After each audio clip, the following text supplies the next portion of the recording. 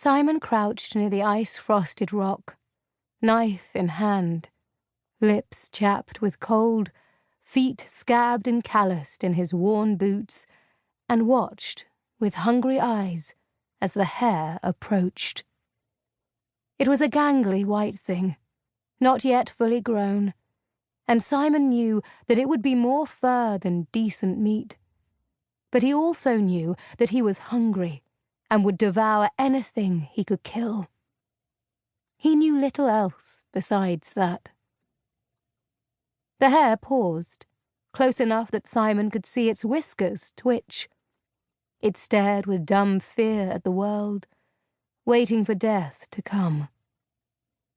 Around them, the broad brown plateau stretched for cold, solitary miles, glimmering white with morning snow.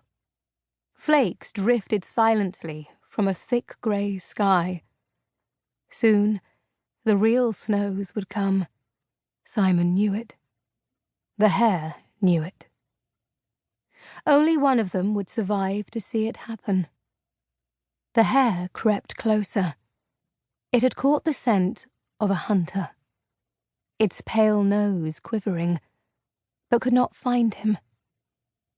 Simon had always been good at hiding, and since landing in this awful, unfamiliar wilderness nearly a year ago, he had grown even better at it. The hare crept closer. Simon could smell its musk, feel the heat of its frightened body. He leapt for it, fell hard upon it, slashed its throat before it could run. Too hungry to make a fire, he skinned his kill with a few quick strokes of his knife, and then tore at the haunches with his teeth. He ate. He did not drop his knife. He had learned, over the past year, never to drop his knife. Then, strings of bloody meat hanging from his teeth, the hare half-eaten, Simon heard a sound. He dropped his supper and whirled, ready to either kill or run. Instead, he stared through the snow. A figure stood not far away, watching him. Simon squinted. It was a man.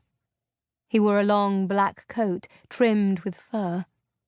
The coat had square shoulders and a high collar, and fell to the ground in sweeping folds that matched the jet of his softly curling hair.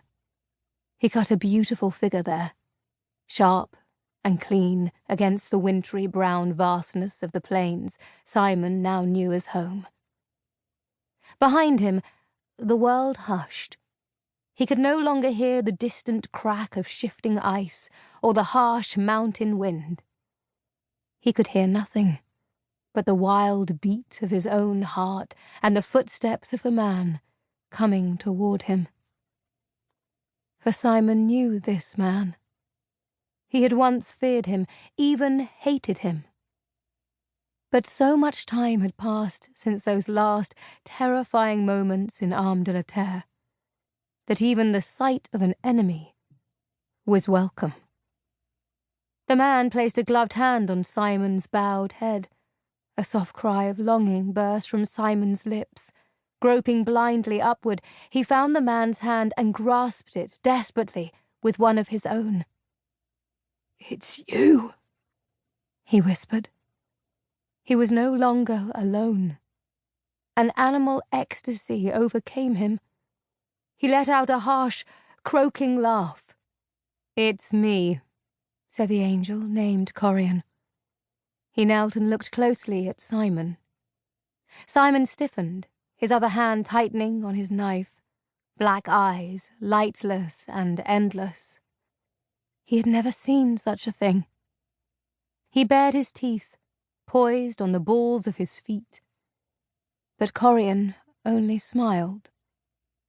"What is your name?"